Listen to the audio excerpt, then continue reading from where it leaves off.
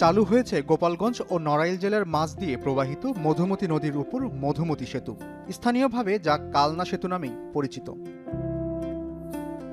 চলতি বছরের মধ্যভাগে দক্ষিণ ও দক্ষিণ পশ্চিমাঞ্চলের মানুষের বহুল কাঙ্ক্ষিত পদ্মা সেতু চালু হয়েছে, কিন্তু মধুমতি নদীর উপর কোনো সেতু না থাকায় এর পূর্ণাঙ্গ সুফল থেকে বিরত ছিল দক্ষিণ পশ্চিমের অন্তত 10 জেলার কোটি মানুষ।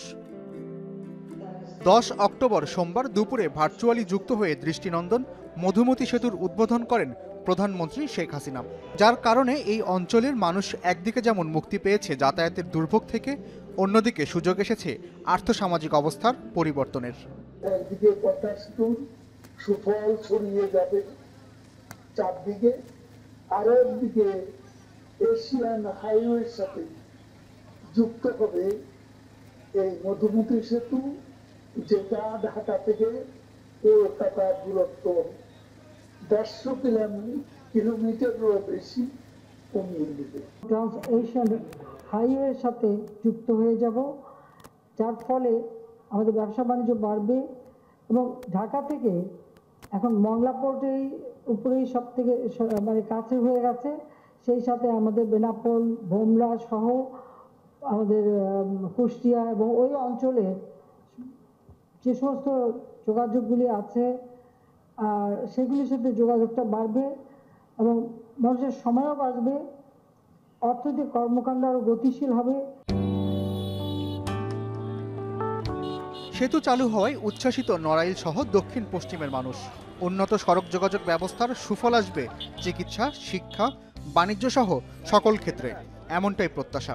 মাছ আনতে যেতাম, ট্রলারে পার হতে তো অনেক কষ্ট হতো, ব্রিজ চাললে এখন সুবিধা হবে, মোটরসাইকেল চালা এরপর দেখা যাবে। এই যে আপনার যে নদীটা একটা ব্যারিয়ার থাকতো, সেখানে আমাদের ব্রিজ হওয়ার ফলে আমরা সহজেই একটা পেশেন্ট নিয়ে দ্রুত আমরা ঢাকাগামী হতে পারছি। পুরোপুরি আমি ডাইরেক্ট বাসে চলে যেতে পারবো, সময়টা বাঁচবে, রাত বিরাতের সমস্যা নেই। বর্ষা মৌসুম, বৃষ্টির সময় নদী পারাপারে অনেক ঝামেলা থাকতো, আর মা বাবা যে মানে অনেক ভালো স্কুল আছে, মা বাবা যে পাঠাবে সেই পাঠাতে তারা ভয় পেতো যে নদী পারাপার। এখন ব্রিজটা হয়েছে অনেক ভালো হয়েছে। ঢাকা যাইতে আগে অনেক সময় দেখা যেত 5-7 ঘন্টা সময় লাগতো, এখন আমাদের এমন একটা ব্যবস্থা হয়ে গেছে মানে 2 ঘন্টা 2.5 ঘন্টার ভিতরে আমরা ঢাকা যাইতে পারবো। এই সেতু পূর্ব পারে গোপালগঞ্জের কাশিয়ানী ও পশ্চিমে নড়াইলের লোহাগড়া উপজেলাকে যুক্ত করেছে। দেশের সবচেয়ে বড় স্থলবন্দর যশোরের বেনাপোলের সঙ্গে ঢাকার সরাসরি সড়ক যোগাযোগ স্থাপিত হলো। ফরিদপুর, গোপালগঞ্জ, নড়াইল, যশোর, খুলনা, সাতক্ষীরা সহ এই অঞ্চলের অন্যান্য জেলার মানুষেরা সহজেই কম সময়ে যাতায়াত করতে পারবেন দেশের বিভিন্ন অঞ্চলে।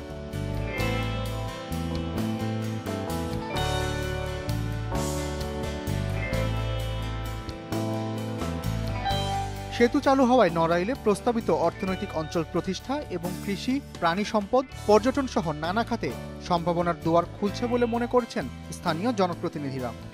প্রস্তাবিত ইপিজেডটি কিন্তু একদম পাশেই আছে, সেই পাশে যার জন্য কিন্তু ইতিমধ্যে কিন্তু নদী খননের কাজ শুরু হয়েছে, ব্রিজের কাজ শুরু হয়েছে, অর্থাৎ আমাদের এই ইকোনমিক জোন হবে। ইকোনমিক জোন হওয়ার পাশাপাশি এখানে কিন্তু শিল্প কলকারখানা গড়ে উঠবে।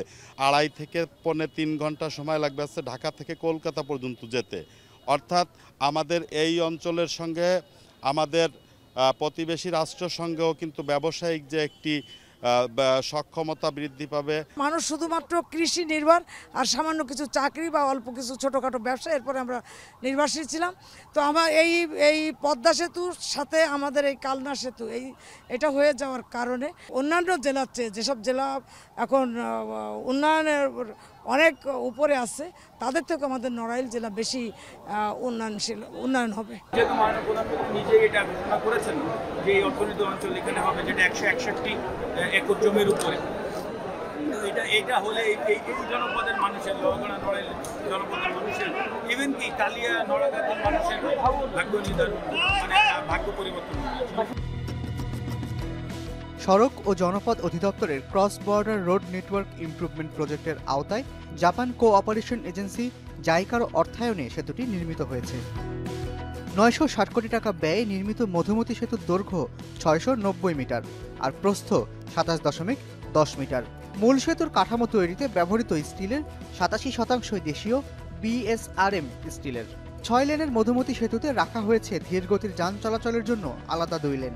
সেতুর মাঝে বসানো হয়েছে 150 মিটার দীর্ঘ স্টিলের স্প্যান।